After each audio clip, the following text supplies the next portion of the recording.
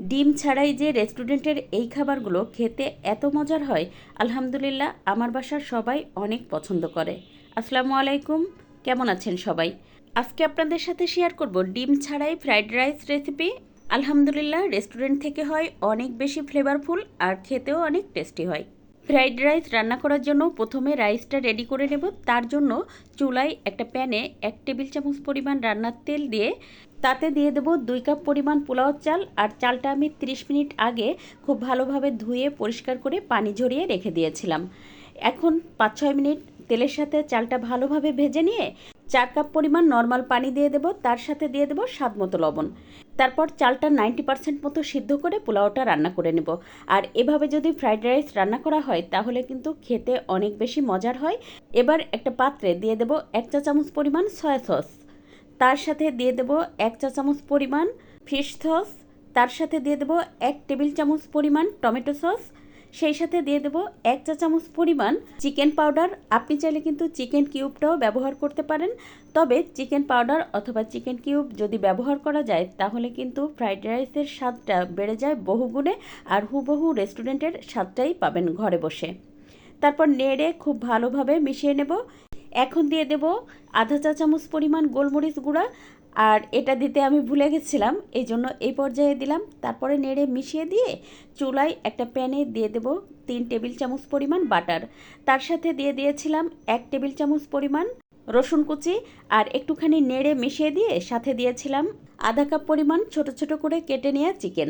আর চিকেনটা আমি 1/2 চা চামচ আদা রসুন বাটা, তার সাথে সামান্য একটুখানি লবণ দিয়ে ভালোভাবে মেখে তারপরে দিয়ে একটুখানি ভেজে নিয়েছি। এই 2-3 মিনিট মতো ভেজে নেওয়ার পরে দিয়ে দিয়েছি 1/2 কাপ পরিমাণ পেঁয়াজের পাপড়ি, তার সাথে দিয়েছি 1/2 কাপ পরিমাণ ফুলকপি। আর ফুলকপিগুলো আমি ছোট ছোট করে কেটে নিয়েছি। এখন এটা 2 মিনিট মতো রান্না করে নেব। তার সাথে দিয়ে দেব 1/2 কাপ পরিমাণ লম্বা করে কেটে নেওয়া গাজর। আর গাজরটা কিন্তু আমি যতটুকু সম্ভব কুচি করে কেটে নিয়েছি। আর এই পর্যায়ে দিয়ে দেব 1 চা চামচ পরিমাণ ওই যে আগে থেকে মিশিয়ে রাখা যে সসটা তৈরি করে রেখেছিলাম সেটা। এখন এর মধ্যে দিয়ে দেব 1/2 কাপ পরিমাণ বাঁধাকপি কুচি, তারপর আরও 2 মিনিট মতো রান্না করে নেব। আবারও 1 চা চামচ পরিমাণ সস দিয়ে দেবো। আর এভাবে এই ধাপে ধাপে যদি সসটা দিয়ে রান্না করা হয় তাহলে কিন্তু ফ্লেভারটা খুব সুন্দর আসে। এই পর্যায়ে দিয়ে দেবো ক্যাপসিকাম কুচি, আর এই ক্যাপসিকামটা আমার ডিপ ফ্রিজে রাখা ছিল সেটাই দিয়ে দিচ্ছি। এখন দিয়ে দেবো এর মধ্যে ওই যে আগে যে পোলাওটা রান্না করে রেখেছিলাম সেটা। আর এই পোলাওটা আমি যেহেতু দুপুরবেলা এই ফ্রাইড রাইসটা করছি তাই সকালবেলা রান্না করে রেখেছিলাম। আপনি যদি রাতে করেন তাহলে দুপুরে রান্না করে রেখে দিবেন, এতে করে খুবই ঝরঝরা হয়।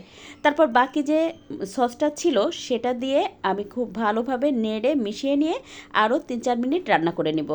আর আমরা তো সবাই জানি ফ্রাইড রাইস রান্না করার সময় কিন্তু চুলা রাসটা হাই রেখে রান্না করতে হয়, তাই আমার চুলা রাসটা কিন্তু পুরো রান্নাটা ধরেই হাই ছিল।